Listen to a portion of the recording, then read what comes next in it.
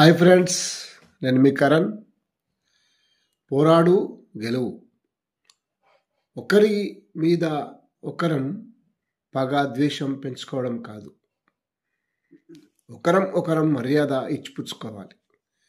జీవితంలో గొడవలు ఉంటాయి, అవి పోరాడాలి, గెలవాలి. గొడవలు లేని జీవితం లేదు, అది జీవితమే కాదు. మనం సమస్యలను కొని తెచ్చుకోము, అవి అనుకోకుండా వస్తూ ఉంటాయి. వాటిని పరిష్కరించుకోవాలి, ఓడిపోకూడదు, గెలవాలి. కొత్తవి వస్తూనే ఉంటాయి, వాటిని సాధించి జీవనయాగం సాగించాలి. మనం నివసిస్తున్న ఇల్లు ఒక సౌధము అంటే ఎవరు నమ్మరు. ప్రతి ఇంట్లోనూ యుద్ధం జరుగుతూనే ఉంటుంది. ప్రతివారు సైనికుల్లా తయారై పోరాడుతూనే ఉండాలి. బంధాలు, బంధుత్వాలు వెనక్కి లాగుతున్నా పోరాడుతూనే ఉండాలి. క్రోధం, మోహం, కామం ఇవన్నీ అందరి కుటుంబాల్లోనే ఉంటాయి.